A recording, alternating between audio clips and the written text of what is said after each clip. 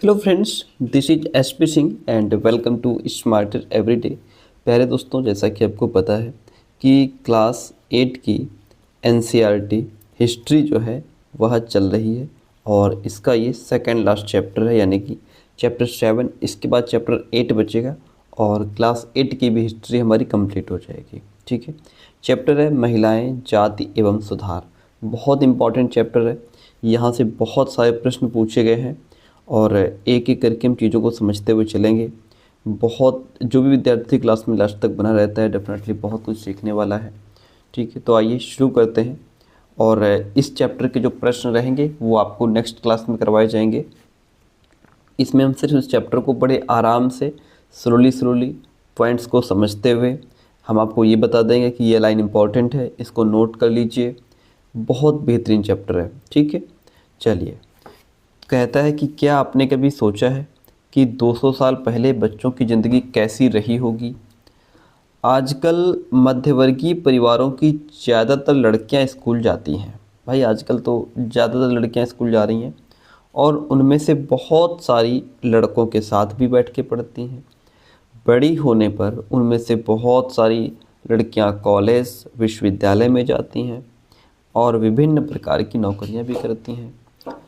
कानूनन शादी के लिए उनका बालिग होना ज़रूरी है। कानून की अगर बात मानें तो कानून के हिसाब से बालिग होना ज़रूरी है और कानून के अनुसार वे किसी भी जाति, समुदाय या व्यक्ति से शादी कर सकती हैं, कोई रोक टोक नहीं है। यहाँ तक कि विधवाएं भी दोबारा शादी कर सकती हैं। पुरुषों की तरह सभी महिलाएं वोट डाल सकती हैं, चुनाव लड़ सकती हैं। बेशक सभी महिलाएं इन अधिकारों का उपभोग नहीं कर पाती। सबको चुनाव लड़ने का अधिकार नहीं मिलता या बहुत सारी चीज़ें हैं। बहुत सारी विधवाएं दोबारा शादी नहीं कर पाती हैं, लेकिन कर सकती हैं, ऐसा अधिकार है। गरीबों को शिक्षा के मौके मुश्किल से मिलते हैं, कम मिलते हैं या मिल ही नहीं पाते। बहुत सारे परिवारों में लड़कियां अपनी इच्छा अनुसार पति तक नहीं चुन पाती हैं। 200 साल पहले हालात बहुत अलग थे। ज़्यादातर बच्चों की शादी बहुत कम उम्र में ही कर दी जाती थी। हिंदू और मुसलमान दोनों धर्मों के पुरुष एक से ज़्यादा पत्नियां रख सकते थे। देश के कुछ भागों में विधवाओं से ये उम्मीद की जाती थी कि वे अपने पति की चिता के साथ ही जिंदा जल जाएं। अगर पति खत्म हो गए तो वो भी अपने पति के साथ जिंदा जल जाएं। इस तरह स्वेच्छा से या जबरदस्ती मार दी गई महिलाओं को सती कह करके महामंडित किया जाता था, उनको सती कहा जाता था। सती शब्द का अर्थ है सदाचारी महिला। संपत्ति पर भी महिलाओं के अधिकार बहुत सीमित थे। शिक्षा तक महिलाओं की प्रायः कोई पहुंच नहीं थी। देश के बहुत सारे भागों में लोगों का विश्वास था अगर औरत पढ़ी लिखी होगी तो वह जल्दी विधवा हो जाएगी। ऐसी लोगों की मान्यता थी। तो इस तरह की मान्यताएं पहले व्याप्त थी। यहाँ पे एक इमेज आप सामने देख पा रहे होंगे। ये जो पिक्चर है सती बालथाजर सॉल्विन द्वारा बनाया गया चित्र है। ये 1813 का भारत आने वाले यूरोपीय चित्रकारों के द्वारा बनाई गई सती की बहुत सारी तस्वीरों में से ये एक है। सती प्रथा को पूर्वी समाजों की बर्बरता के सबूत के तौर पर देखा जाता था। तो यहाँ पे आप इस इमेज को देख पा रहे हैं जहाँ पे एक सती को जलाया जा रहा है अपने पति के साथ में। और इस तरह से अब आगे बढ़ेंगे, देखिएगा। पॉइंट कहता है कि समाज में सिर्फ स्त्रियों और पुरुषों के बीच ही फर्क नहीं था। ज़्यादातर इलाकों में लोग जातियों में भी बटे हुए थे। किस में बटे थे? जातियों में भी बटे हुए थे। ब्राह्मण और क्षत्रिय खुद को ऊंची जाति का मानते थे। इसके बाद व्यापार और महाजनी आदि से जुड़ी जातियों, जिन्हें अक्सर वैश्य कहा जाता था, उनका स्थान आता था। ब्राह्मण और क्षत्रिय का स्थान, ये अपने आप को ऊंची जाति का मानते थे। इसके बाद फिर व्यापार और करने वाले या महाजनी से जुड़ी जो जातियां हैं वो आती थी, जिनको अक्सर वैश्य कहा जाता था। और फिर काश्तकार, बुनकर, कुम्हार जैसे दस्तकार आते थे। इन लोगों को शूद्र कहा जाता था। ध्यान रखिएगा पॉइंट को, ठीक है, कि ब्राह्मण और क्षत्रिय ये अपने आप को ऊंची जाति का मानते थे। व्यापार महाजनी से जुड़ी जातियां हैं, इनको वैश्य कहा जाता था। काश्तकार बुनकर कुम्हार हैं, इन्हें शूद्र कहा जाता था। इस श्रेणी क्रम की सबसे निचले पायदान पर ऐसी जातियां थी जो गांव शहरों को साफ सुथरा रखती थी या ऐसे काम धंधे करती थी जिन्हें ऊंची जातियों के लोग दूषित काम मानते थे, यानी ऐसे काम जिनकी वजह से उनकी जाति भ्रष्ट हो जाती थी। ऊंची जातियां निचले पायदान पर खड़ी इन जातियों के लोगों को अछूत मानती थी। इन लोगों को मंदिरों में प्रवेश करने, सवर्ण जातियों के इस्तेमाल वाले कुओं से पानी निकालने या ऊंची जातियों के आधिपत्य वाले घाट तालाबों पर नहाने तक की छूट नहीं होती थी। जो नीची जाति के लोग थे, ना तो ये ऊंची जाति वालों के साथ नल पर पानी पी सकते थे, उनके कुएं से पानी तक नहीं निकाल सकते थे, यहाँ तक कि जिस घाट पर ये लोग नहाते धोते थे उस घाट, उस तालाब में ये लोग नहा धो नहीं सकते थे। उन्हें निम्न दर्जे का मनुष्य माना जाता था। 19वीं और 20वीं सदी के दौरान इनमें से बहुत सारे कायदे, कानून और नज़रिए धीरे धीरे बदलते गए। आइए देखें कि ये सब कैसे हुआ। बहुत इंपॉर्टेंट चैप्टर, बहुत ही महत्वपूर्ण है। देखिए, परिवर्तन की दिशा में उठते कदम अब धीरे धीरे बदलाव होने को हैं। 19वीं सदी की शुरुआत से ही हमें सामाजिक रीति रिवाजों और मूल्य मान्यताओं से संबंधित बहस, मुबाहिशें और चर्चाओं का स्वरूप बदलता दिखाई देता है। इसकी एक अहम वजह ये थी कि संचार के नए तरीके डेवलप हो रहे थे, इसीलिए कुछ धीरे धीरे चेंजेस आ रहे थे, कुछ परिवर्तन हो रहे थे। पहली बार किताबें, अखबार, पत्रिकाएं, पर्चे, पुस्तकें छप रही थीं, तो ये परिवर्तन हो रहे थे। ये चीज़ें न केवल पुराने साधनों के मुकाबले सस्ती थी, बल्कि उन पांडुलिपियों के मुकाबले ज़्यादा लोगों की पहुंच में भी थी, जिनके बारे में हम चैप्टर 7 में पढ़ चुके हैं। लिहाजा आम लोग भी इन चीज़ों को पढ़ सकते थे। उनमें से बहुत सारे अपनी भाषाओं में लिख सकते थे और अपने विचार व्यक्त कर सकते थे। नए शहरों में तमाम तरह के सामाजिक, राजनीतिक, आर्थिक, धार्मिक मुद्दों पर पुरुषों और कभी कभी महिलाओं की भी चर्चा होती रहती थी। ठीक है, और ये चर्चाएं आम जनता तक पहुंच सकती थी, सामाजिक परिवर्तन के आंदोलनों से जुड़ी होती थी। इस तरह की बहस अक्सर भारतीय सुधारकों और सुधार संगठनों की तरफ से शुरू होती थी। राजा राममोहन रॉय 1772 से 1833 इसी तरह के एक सुधारक थे। उन्होंने कलकत्ता में ब्रह्मो सभा के नाम से एक सुधारवादी संगठन बनाया था, जिसे बाद में ब्रह्मो समाज के नाम से जाना गया। पॉइंट को नोट कर लीजिए, ब्रह्म समाज की स्थापना करने वाले कौन हैं? राजा राममोहन रॉय। ठीक है, इन्होंने ब्रह्म सभा या ब्रह्म समाज की स्थापना कहाँ की थी? कलकत्ता में। यह एक सुधारवादी संगठन था। ओके, लिख लीजिए, नोट कर लीजिए, ब्रह्म समाज की स्थापना राजा राममोहन रॉय ने कलकत्ता में की थी। राममोहन रॉय जैसे लोगों को सुधारक इसलिए कहा जाता है क्योंकि वो मानते थे कि समाज में चेंजेस लाना, परिवर्तन लाना, अन्यायपूर्ण तौर तरीकों से छुटकारा पाना जरूरी है। अब जैसे अगर किसी स्त्री का पति खत्म हो जाता है तो उसको उसके साथ ही चिता पर जला देना, है ना, ये कितनी क्रूरता की बात है। ओके, ये अन्याय है। इन ऐसी चीज़ों से छुटकारा पाना जरूरी है। उनका विचार था कि इस तरह के परिवर्तन लाने के लिए लोगों को इस बात के लिए प्रेरित किया जाना चाहिए कि वे पुराने व्यवहार को छोड़कर जीवन का नया ढंग अपनाने के लिए तैयार हों।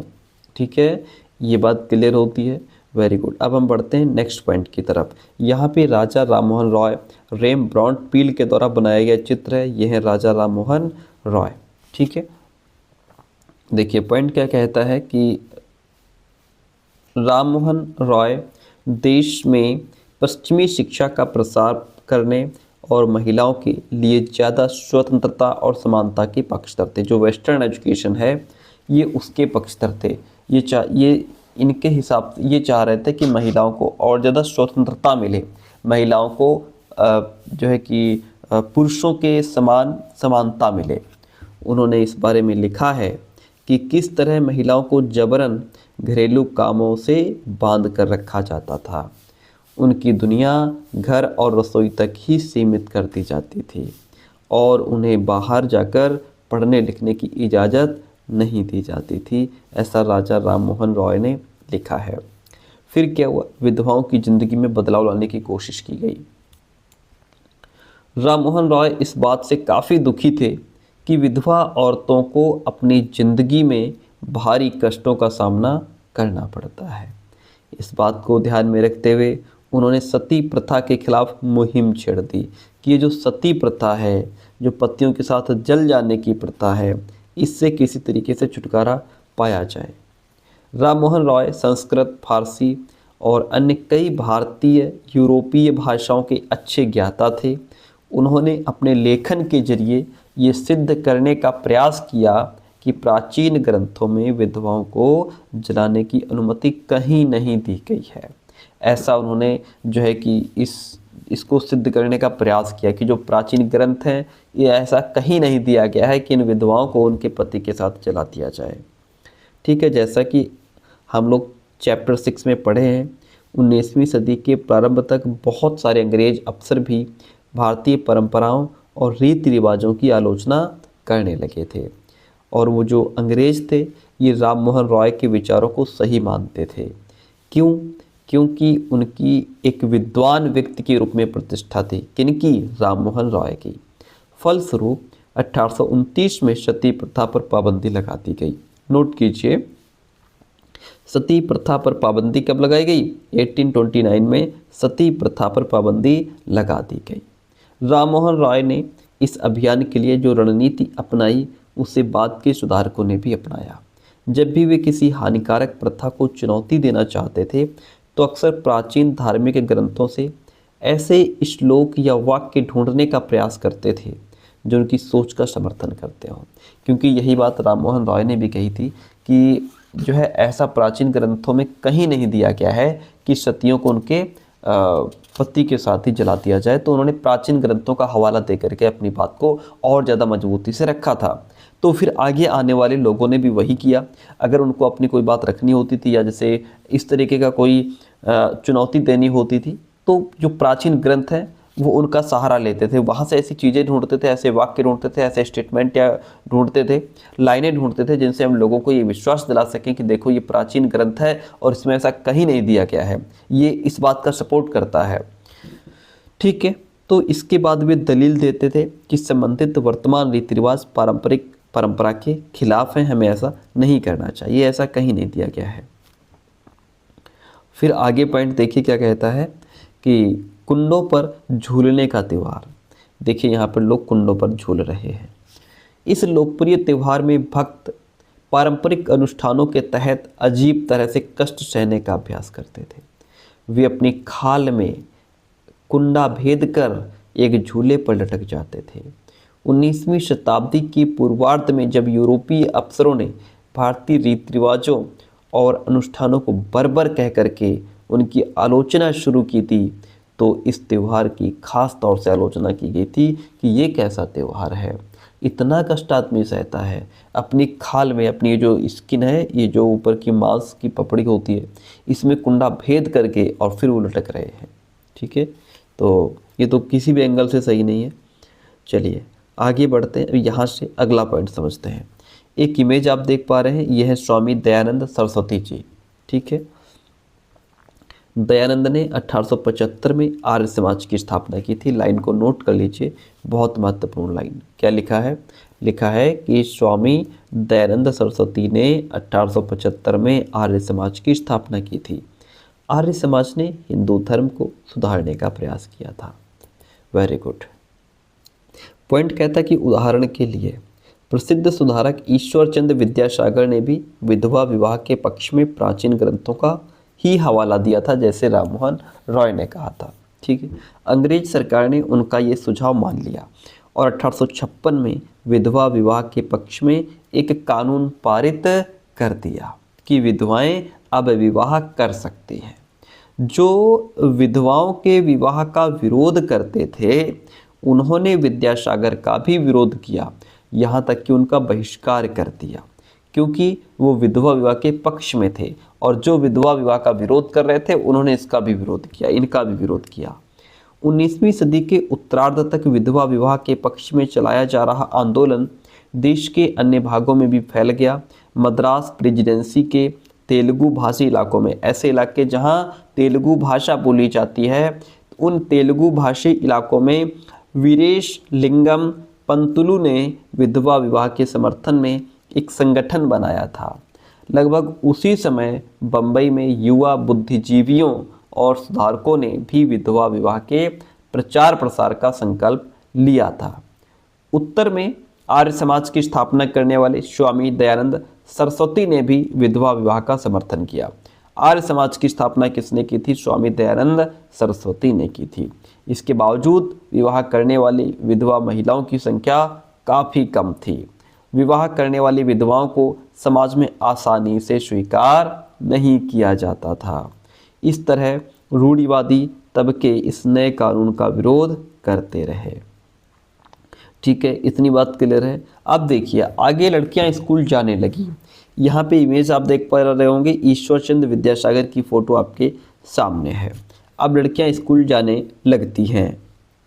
बहुत सारे सुधारकों को लगता था कि महिलाओं की दशा सुधारने के लिए लड़कियों को शिक्षित करना जरूरी है।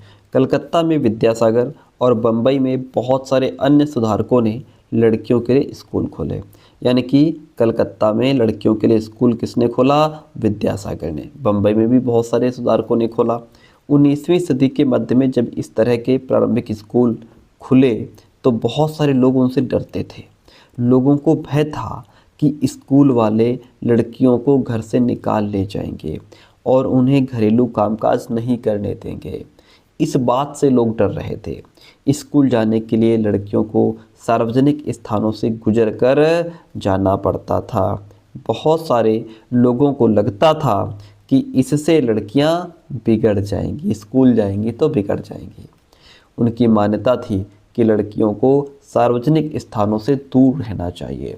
फलस्वरूप 19वीं सदी में पढ़ने लिखने वाली ज़्यादातर महिलाओं को उनके उदार विचारों वाले पिता या पति की देखरेख में घर पर ही पढ़ाया जाता रहा। कई महिलाओं ने बिना किसी की मदद लिए खुद ही पढ़ना लिखना सीखा, जैसा हमने पिछली क्लास में पढ़ा था। ठीक है, कौन थी? रास सुंदरी देवी, जिसके बारे में हमने पढ़ा था। वो ऐसी महिला थी जिन्होंने रात में दिए की टिमटिमाती लौ में चोरी छिपे ही पढ़ना लिखना सीखा था। 19वीं सदी के आखिरी हिस्से में आर्य समाज द्वारा पंजाब में और ज्योति राव फुले द्वारा महाराष्ट्र में लड़कियों के लिए स्कूल खोले गए। पंजाब में किसके द्वारा लड़कियों के लिए स्कूल खोले गए? पंजाब में आर्य समाज द्वारा लड़कियों के लिए स्कूल खोले गए। महाराष्ट्र में ज्योतिराव फुले द्वारा लड़कियों के लिए स्कूल खोले गए। Point to be noted. उत्तर भारत के कुलीन मुस्लिम परिवारों की महिलाएं अरबी में कुरान शरीफ पढ़ना सीखने लगीं। उन्हें घर पर ही पढ़ाने के लिए शिक्षिकाएं रखी जाती थी। इस स्थिति को देखते हुए मुमताज़ अली जैसे कुछ सुधारकों ने कुरान शरीफ की आयतों का हवाला देकर कहा कि महिलाओं को भी शिक्षा का अधिकार मिलना चाहिए। 19वीं सदी के आखिर से ही उर्दू में उपन्यासों का सिलसिला शुरू हुआ। इन उपन्यासों में महिलाओं को इस बात के लिए प्रोत्साहित किया जाता था कि वे धर्म और घरेलू साज संभाल के बारे में ही पढ़े कि कैसे घरेलू काम करना है, यानी कि कैसे अपने घर को सही तरीके से चलाना है, कैसे घर को संभाल करके रखना है। ठीक है, चलिए इतनी बात क्लियर होती है। यहाँ पे एक इमेज आप नीचे देख पा रहे होंगे, कुछ लड़कियाँ यहाँ पे बैठी हुई हैं। कौन है? आइए इनके बारे में जानते हैं। हिंदू महाविद्यालय की ये छात्राएं हैं। 1875 की फ़ोटो है। 19वीं शताब्दी में जब लड़कियों के लिए स्कूल खोले गए तो आमतौर पर माना जाता था कि लड़कियों की पढ़ाई लिखाई लड़कों की पढ़ाई लिखाई से कम सख्त होनी चाहिए। हिंदू महिला विद्यालय ऐसे शुरुआती संस्थानों में से था जहां वही शिक्षा दी जाती थी जो उस समय लड़कों को दी जा रही थी, वही लड़कियों को भी दी जा रही थी। हालांकि मान्यता ये थी 19वीं शताब्दी में कि लड़कियों की पढ़ाई हल्की होनी चाहिए लड़कों से, लेकिन यहाँ पे हिंदू महिला विद्यालय एक ऐसा पहला विद्यालय था जहाँ पे लड़के लड़कियों की पढ़ाई एक समान थी, दोनों का सिलेबस एक समान था, दोनों को सेम चीज़ें पढ़ाई जाती थी। महिलाओं के बारे में महिलाओं ने लिखना भी शुरू कर दिया। 20वीं सदी की शुरुआत से ही बहुत सारी मुस्लिम महिलाओं ने महिला शिक्षा को बढ़ावा देने के लिए अहम भूमिका अदा की। जैसे भोपाल की बेगमों ने अलीगढ़ में लड़कियों के लिए प्राथमिक स्कूल खोला। कहाँ? भोपाल की जो बेगम थी उन्होंने अलीगढ़ में लड़कियों के लिए प्राथमिक स्कूल खोला। ठीक है। बेगम रुकैया सखावत हुसैन भी इस दौर की एक प्रभावशाली महिला थी, जिन्होंने कलकत्ता और पटना में मुस्लिम लड़कियों के लिए स्कूल खोले थे। इतनी बात क्लियर है? तो बात यहाँ पे किसकी हो रही है? बेगम रुकैया सखावत हुसैन की। ठीक है, जिन्होंने कलकत्ता और पटना में मुस्लिम लड़कियों के लिए स्कूल खोले। वो रूढ़िवादी विचारों की कटी आलोचक थी, यानी कि रूढ़िवादी विचार जैसे सती प्रथा हो गया, विधवा विवाह का विरोध हो गया, या लड़कियां सिर्फ घरेलू कामकाज ही करे, पढ़ने ना जाए, ये जो रूढ़िवादी विचार हैं इसकी कटु आलोचक थी। उनका मानना था प्रत्येक धर्म के धार्मिक नेताओं ने औरतों को निचले दर्जे में रखा है। 1880 के दशक तक आते आते भारतीय महिलाएं विश्वविद्यालयों में प्रवेश लेने लगी थी। उनमें से कुछ चिकित्सक और कुछ शिक्षिका बन गई। बहुत सारी महिलाएं लिखने लगीं और उन्होंने समाज में महिलाओं की स्थिति पर अपने आलोचनात्मक विचार प्रकाशित किए। पूना में घर पर ही रहकर शिक्षा प्राप्त करने वाली ताराबाई शिंदे ने स्त्री पुरुष तुलना, ये स्त्री पुरुष तुलना जो प्रश्न है यहाँ से कई बार पूछा गया है। हम जब इस चैप्टर के आगे प्रश्न कराएंगे तो आपको यहाँ से भी प्रश्न मिलेगा। तो ताराबाई शिंदे ने स्त्री पुरुष तुलना नाम से एक किताब प्रकाशित की, जिसमें पुरुषों और महिलाओं के बीच मौजूद सामाजिक फ़र्क की आलोचना की गई थी। ओके, पंडिता रमाबाई की फ़ोटो आपके सामने, ये पंडिता रमाबाई हैं। आगे बढ़ेंगे। देखिए पॉइंट क्या कहता है। संस्कृत की महान विद्वान पंडिता रमाबाई का मानना था कि हिंदू धर्म महिलाओं का दमन करता है। ये संस्कृत की महान विद्वान थी पंडिता रमाबाई, ये मानती थी कि जो हिंदू धर्म है वो महिलाओं का दमन करता है। उन्होंने ऊंची जातियों की हिंदू महिलाओं की दुर्दशा पर एक किताब भी लिखी थी। उन्होंने पूना में एक विधवा गृह की स्थापना की। किन्होंने? संस्कृत की जो विद्वान थी पंडिता रमाबाई। जहाँ ससुराल, तो इन्होंने पूना में एक विधवा गृह की स्थापना की, जहाँ ससुराल वालों के हाथों अत्याचार झेल रही महिलाओं को पनाह दी जाती थी। वहाँ महिलाओं को ऐसी चीज़ें सिखाई जाती थी जिनके सहारे वो अपनी रोजी रोटी चला सकें। जाहिर है कि इन सब बातों से रूढ़िवादी खेमे के लोग काफ़ी आग बबूला हुए होंगे। उदाहरण के तौर पर बहुत सारे हिंदू राष्ट्रवादियों को लगने लगा था कि हिंदू महिलाएं पश्चिमी तौर तरीके अपना रही हैं, जिससे हिंदू संस्कृति भ्रष्ट हो जाएगी, पारिवारिक संस्कार नष्ट हो जाएंगे। रूढ़िवादी मुसलमान भी इन बदलावों के नतीजों को लेकर चिंतित थे, नहीं चाहते थे कि इस तरीके के बदलाव हों। जैसा कि आप देख सकते हैं 19वीं सदी के आखिर तक खुद महिलाएं भी सुधारों के लिए बढ़ चढ़कर प्रयास करने लगी थी कि अब हमको सुधार तो चाहिए ही चाहिए। ठीक है, बहुत दबा लिया तुम लोगों ने। उन्होंने किताबें लिखी, पत्रिकाएं निकाली, स्कूल और प्रशिक्षण केंद्र खोले और महिलाओं को संगठित भी किया। 20वीं सदी की शुरुआत से वे महिलाओं को मताधिकार, बेहतर स्वास्थ्य सुविधाएं, शिक्षा के अधिकार के बारे में कानून बनवाने के लिए राजनीतिक दबाव समूह भी बनाने लगे थे। उनमें से कुछ महिलाओं ने 1920 के दशक के बाद विभिन्न प्रकार के राष्ट्रवादी और समाजवादी आंदोलनों में भी हिस्सा लिया। 20वीं शताब्दी में जवाहरलाल नेहरू और सुभाष चंद्र बोस जैसे नेताओं ने महिलाओं के लिए और अधिक स्वतंत्रता तथा समानता की मांगों का समर्थन किया। राष्ट्रीय नेताओं ने आश्वासन दिया कि स्वतंत्रता मिलने पर सभी पुरुषों और महिलाओं को वोट डालने का अधिकार दे दिया जाएगा। जो उस समय राष्ट्रीय नेता थे उन्होंने ये आश्वासन दिया कि जब हम भारतीयों को स्वतंत्रता मिल जाएगी तो सभी औरतों को पुरुषों के समान ही वोट डालने का भी अधिकार दिया जाएगा।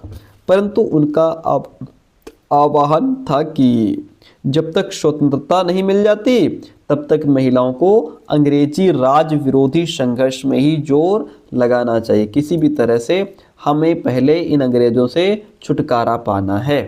ओके, यहाँ पे बाल विवाह के विरुद्ध कानून देखिए, आप देख रहे हैं कितने छोटे दूल्हा दुल्हन है यहाँ पे, ठीक है। दुल्हन तो बेचारी 8 साल की है, ये देखिए, ठीक है। ये कहता है कि महिला संगठनों के विकास तथा इन मुद्दों पर हो रहे लेखन की वजह से सुधारों के पक्ष में आवाज़ और मजबूत हुई। लोग बाल विवाह जैसी स्थापित परंपराओं को चुनौती देने लगे।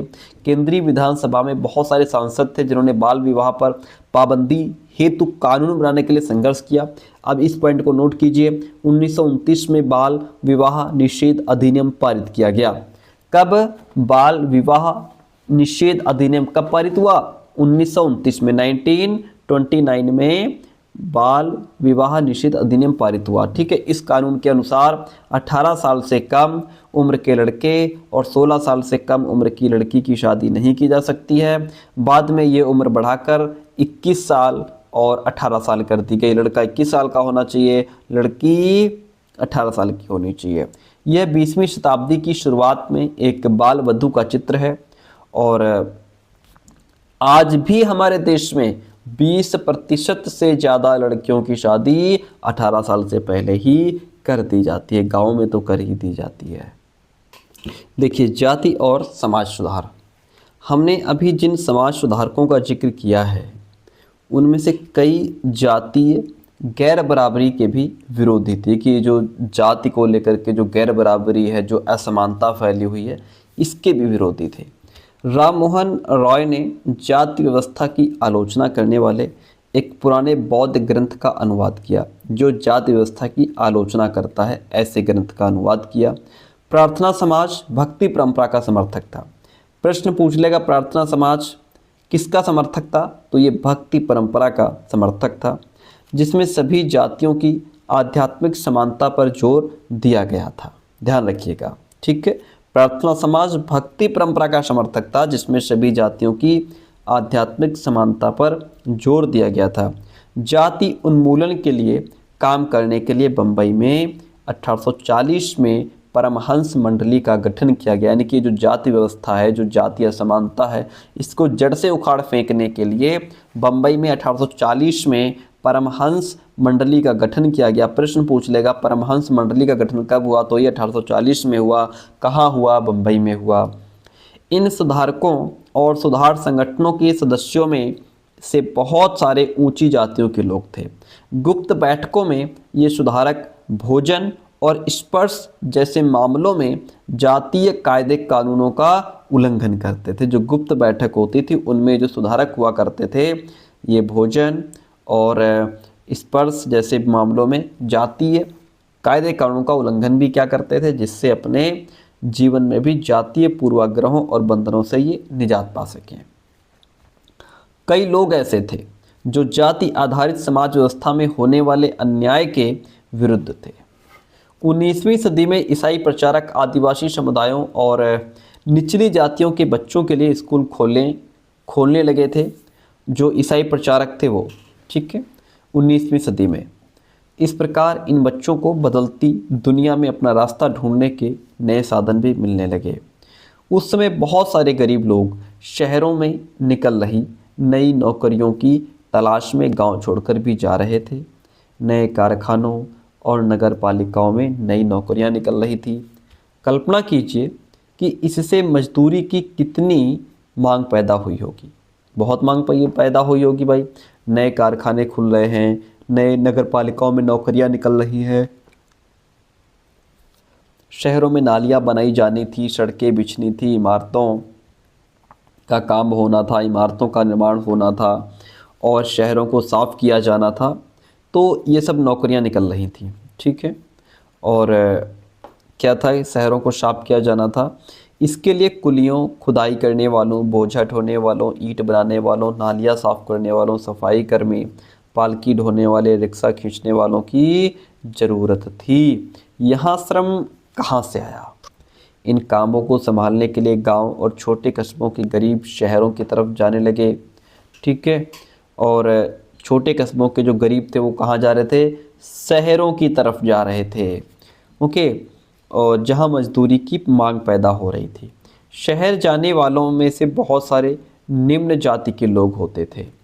कुछ लोग इसमें जो हैं वो असम मॉरिशस, त्रिनिदाद और इंडोनेशिया आदि स्थानों पर बागानों में काम करने भी चले गए।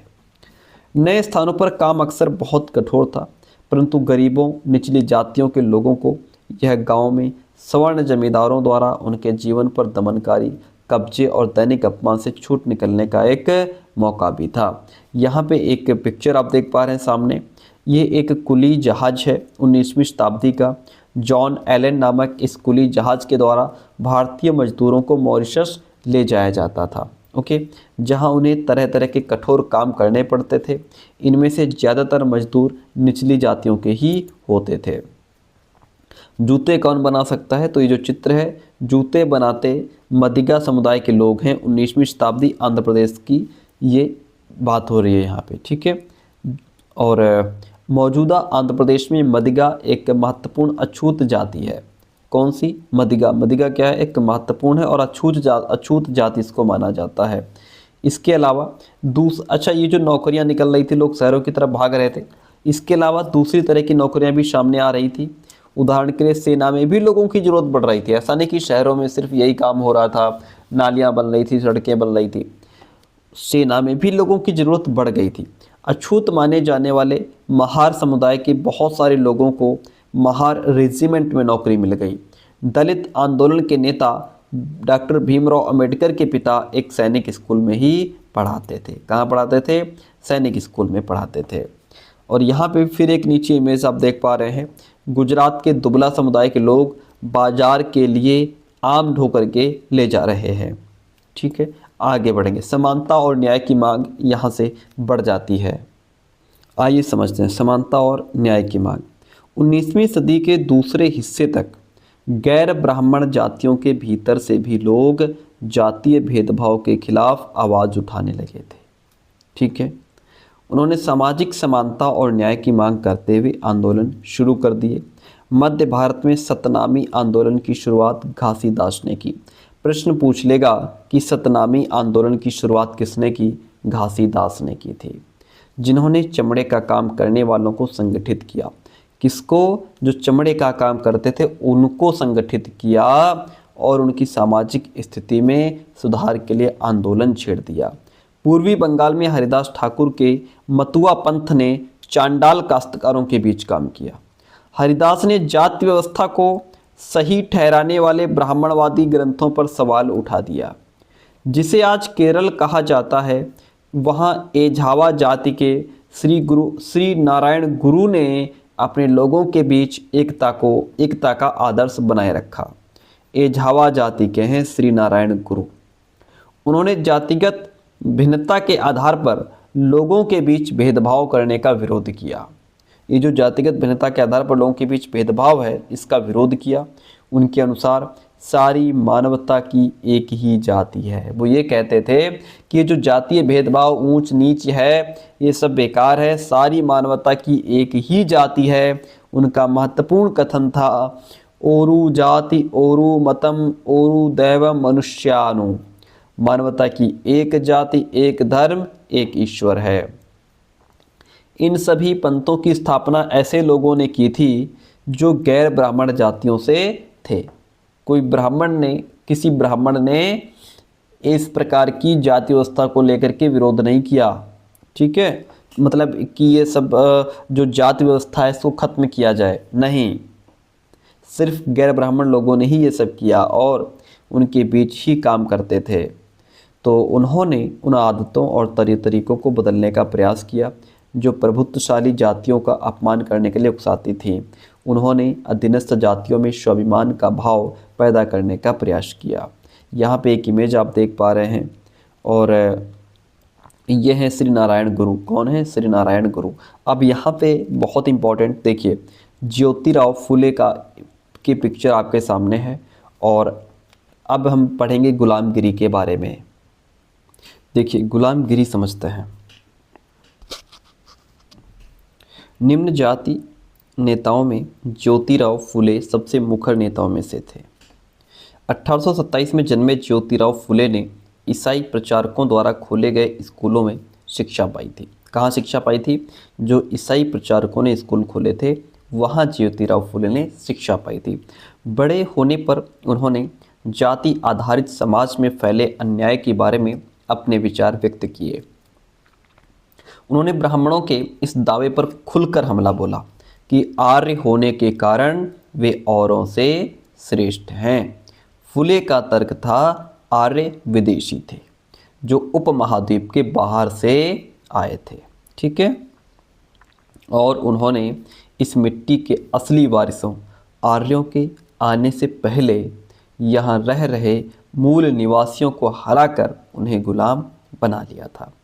जब आर्यों ने अपना प्रभुत्व स्थापित कर लिया तो वे पराजित जनता को नीच निम्न जाति वाला मानने लगे। फुले के अनुसार ऊंची जातियों का उनकी जमीन और सत्ता पर कोई अधिकार नहीं है। ये धरती यहाँ के देशी लोगों की है, कथित निम्न जाति के लोगों की है। फुले ने दावा किया कि आर्यों के शासन से पहले यहाँ स्वर्ण युग था। तब योद्धा किसान जमीन जोतते थे, योद्धा किसान जमीन जोतते थे और मराठा देहात पर न्यायसंगत और निष्पक्ष तरीके से शासन करते थे।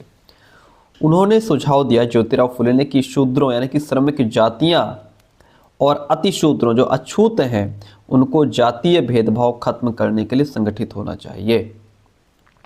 फुले द्वारा स्थापित किए गए सत्यशोधक समाज नामक संगठन ने जातीय समर्था के समर्थन में मुहिम चलाई थी। अब आप जैसे प्रश्न आपसे पूछ लेगा सत्यशोधक समाज संगठन किसने बनाया, इसकी स्थापना किसने की? ज्योतिराव फुले ने की। सत्यशोधक समाज नामक संगठन की स्थापना किसने की? फुले ने की थी। ओके, इतनी बात क्लियर है। ओके, आगे पॉइंट है कि 1873 में फुले ने गुलामी नामक एक किताब लिखी।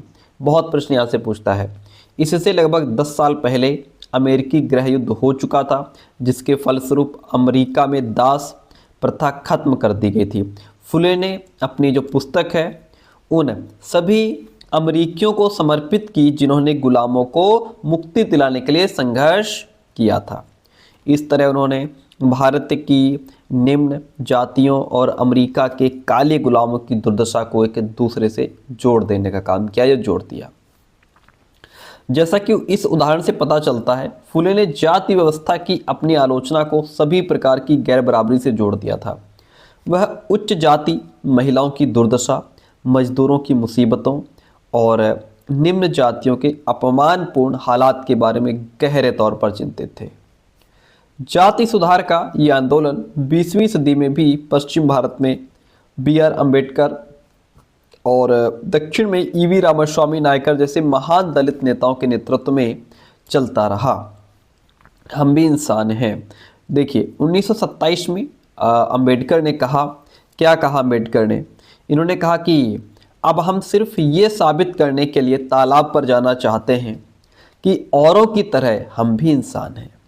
क्योंकि पहले ऐसे ये जो निम्न जात के लोग थे, जो नीची जात के लोग माने जाते थे, इनको तालाब पर घाट पर पानी तक नहीं इनको नहीं पीने देते थे।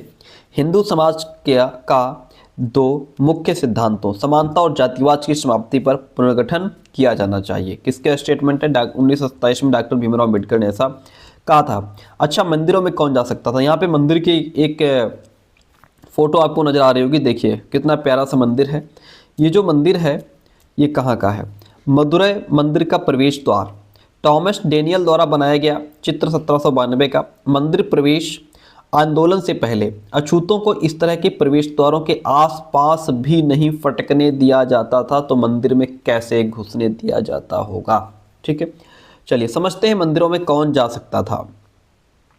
वेरी गुड, बहुत बढ़िया, बहुत इंपॉर्टेंट। अंबेडकर जो है वो एक महार परिवार में पैदा हुए थे।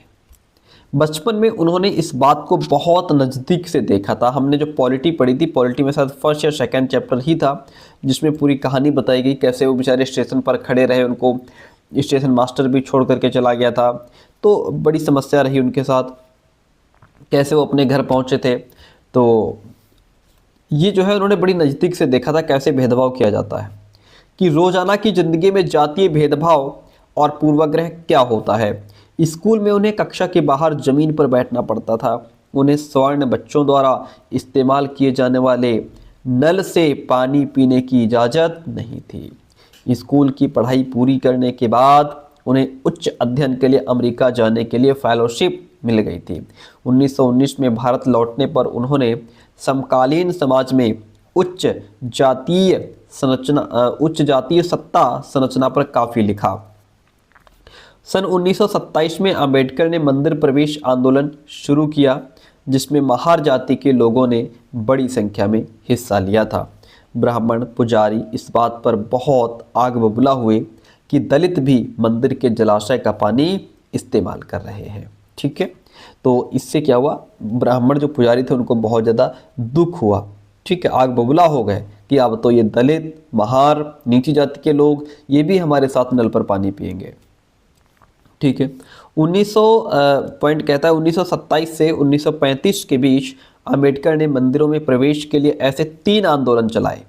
वह पूरे देश को दिखाना चाहते थे कि समाज में जातीय पूर्वाग्रहों की जकड़ कितनी मजबूत है। गैर ब्राह्मण आंदोलन की बात कर लेते हैं। यहाँ पे एक इमेज आप देख पा रहे हैं, यह है ई.वी. रामास्वामी नायकर। इनको पेरियार भी कहा गया है, पेरियार भी कहा जाता है। पढ़ते हैं गैर ब्राह्मण आंदोलन को। देखिए, 20वीं सदी के आरंभ में गैर ब्राह्मण आंदोलन शुरू हुआ। कब शुरू हुआ? 20वीं सदी के आरंभ में। कौन सा आंदोलन? गैर ब्राह्मण आंदोलन। यह प्रयास उन गैर ब्राह्मण जातियों का था, ऐसी जातियां जो ब्राह्मण नहीं थी, जिन्हें शिक्षा, धन और प्रभाव हासिल हो चुका था। उनका तर्क था कि ब्राह्मण तो उत्तर से आए उन आर्य आक्रमणकारियों के वंशज हैं, जिन्होंने यहाँ के मूल निवासियों, देशी द्रविड़ नस्लों को हराकर दक्षिणी भूभाग पर विजय हासिल की थी। उन्होंने सत्ता पर ब्राह्मणवादी दावे को भी चुनौती दी। पेरियार के नाम से प्रसिद्ध ई.वी. रामास्वामी नायकर एक मध्य वर्गीय परिवार में पले बढ़े थे। ई.वी. रामास्वामी कहो या इनको पेरियार कहो, अपने प्रारंभिक जीवन में वे सन्यासी थे और उन्होंने संस्कृत शास्त्रों का गंभीरता से अध्ययन किया था। बाद में वे कांग्रेस के सदस्य बने, परंतु जब उन्होंने राष्ट्रवादियों के द्वारा आयोजित की गई एक दावत में देखा कि वहां बैठने के लिए जातियों के हिसाब से अलग अलग इंतजाम किया हुआ है, ऊंची जाति के लोग इधर बैठेंगे, नीची जाति के लोग इधर बैठेंगे, जब ऐसी व्यवस्था उन्होंने देखी तो हताश होकर के पार्टी छोड़ करके चले आए। इस दावत में निम्न जातियों और उच्च जातियों के लिए अलग अलग बैठने का इंतजाम किया गया था। पेरियार की समझ में आ चुका था कि अछूतों को अपने स्वाभिमान के लिए खुद लड़ना होगा। इसी बात को ध्यान में रखते हुए उन्होंने स्वाभिमान आंदोलन शुरू किया। किन्होंने? ई.वी. रामास्वामी ने, यानी कि पेरियार ने स्वाभिमान आंदोलन शुरू किया था। उनका कहना था कि मूल तमिल और द्रविड़ संस्कृति के असली वाहक अछूत ही हैं, जिन्हें ब्राह्मणों ने अपने अधीन कर लिया है। उनका मानना था कि सभी धार्मिक नेता और मुखिया सामाजिक विभाजनों और असमानता को ईश्वर प्रदत्त मानते हैं, ईश्वर के द्वारा प्रदान किया गया। ठीक है, इसलिए सामाजिक समानता के लिए सभी धर्मों से अछूतों को खुद मुक्ति पानी होगी। आगे बढ़ेंगे, नेक्स्ट पॉइंट देखिए। पेरियार हिंदू वेद पुराणों के कट्टर आलोचक थे। कौन? पेरियार जो हैं ये हिंदू जो वेद पुराण हैं इनके कट्टर आलोचक थे। खास तौर पर मनु द्वारा रचित संहिता, भगवद गीता, रामायण के वे कटु आलोचक थे पेरियार। ई.वी. रामास्वामी, उनका कहना था कि ब्राह्मणों ने निचली जातियों पर अपनी सत्ता और महिलाओं पर पुरुषों का प्रभुत्व स्थापित करने के लिए इन पुस्तकों का सहारा लिया है, ऐसा वो मानते थे, इसलिए वो इनके आलोचक थे। ये दलीलें लोगों को सहज रास नहीं आई। निम्न जातीय नेताओं के भाषणों, विचारपूर्ण लेखन और आंदोलनों से उच्च जातीय राष्ट्रवादी नेताओं के बीच कुछ आत्ममंथन और आत्मालोचना की प्रक्रिया शुरू हुई, परंतु रूढ़िवादी हिंदू समाज ने भी उत्तर में सनातन धर्म सभाओं और भारत धर्म महामंडल और बंगाल में ब्राह्मण सभा जैसे संगठनों के जरिए इन रुझानों का सख्ती से विरोध किया। इन संगठनों का मकसद यही था कि हिंदू धर्म में जातीय ऊंच नीच का जो महत्व दिया जाता है उस पर कोई आंच न आए। वे साबित करना चाहते थे कि इस बात को धार्मिक ग्रंथों में भी मान्यता मिली हुई है औपनिवेशिक काल के बाद भी जाति के सवाल पर बहस और संघर्ष चलते रहे और आज भी जारी है। आगे बढ़ते हैं। सुधारों के लिए संगठित होना बहुत इंपॉर्टेंट, समझिए पॉइंट को, देखिएगा। चलिए, सुधारों के लिए संगठित होना। ब्रह्मो समाज की स्थापना 1830 में की गई थी। ठीक है, यह संस्था ब्रह्मो समाज की स्थापना कब हुई? 1830 में। यह संस्था सभी प्रकार की मूर्ति पूजा और बलि के विरुद्ध थी। ओके, ये जो संस्था थी ब्रह्मो समाज, ये सभी प्रकार की मूर्ति पूजा और बलि के विरुद्ध थी और इसके अनुयायी उपनिषदों में विश्वास रखते थे। ब्रह्मो समाज के जो अनुयायी थे वो उपनिषदों में विश्वास रखते थे। ठीक है, इसके सदस्यों को अन्य धार्मिक प्रथाओं या परंपराओं की आलोचना करने का अधिकार नहीं था। ब्रह्मो समाज ने विभिन्न धर्मों के आदर्शों, खासतौर से हिंदुत्व और ईसाई धर्म के विचारों की आलोचनात्मक व्याख्या करते हुए उनके नकारात्मक सकारात्मक पहलुओं पर प्रकाश डाला। केशव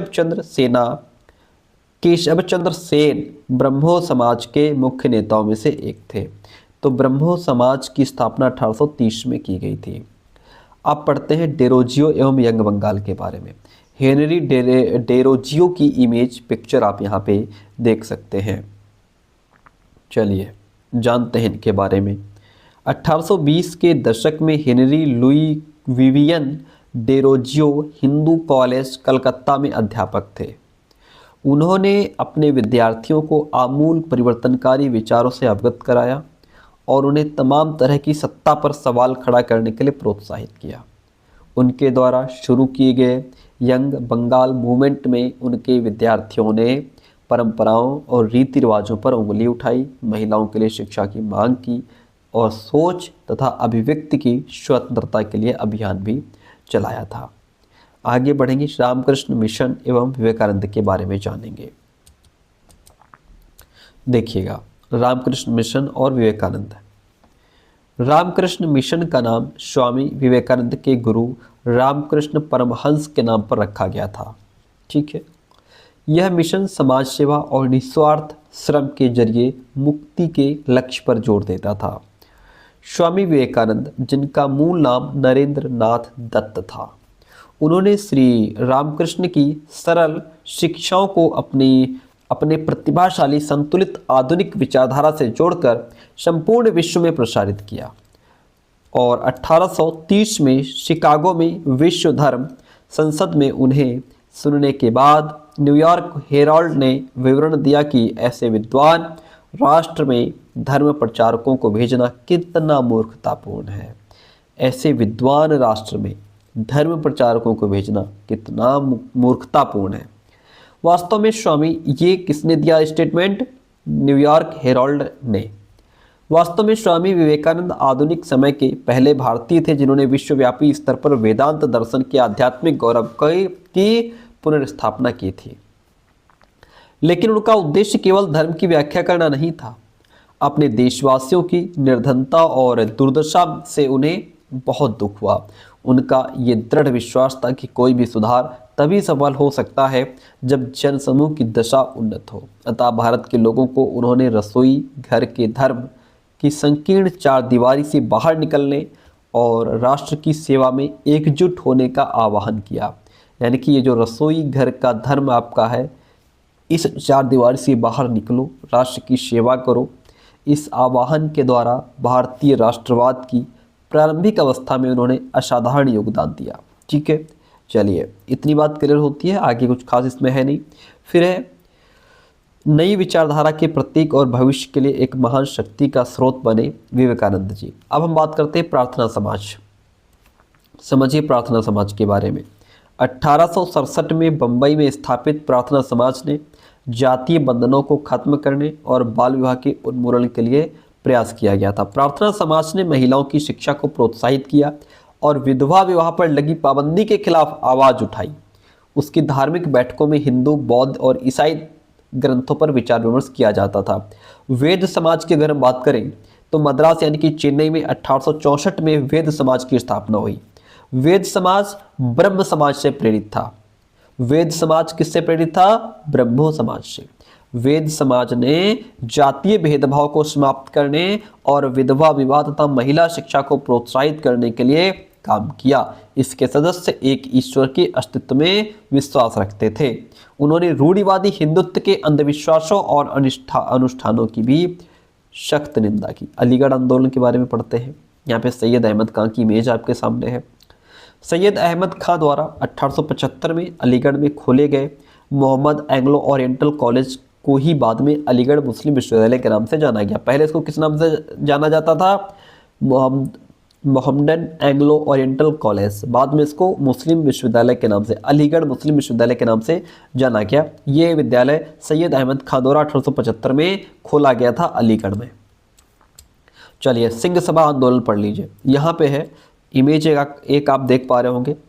खालसा कॉलेज अमृतसर 1892 में सिख सभा आंदोलन के नेताओं के द्वारा स्थापित किया गया था खालसा कॉलेज अमृतसर। ठीक है।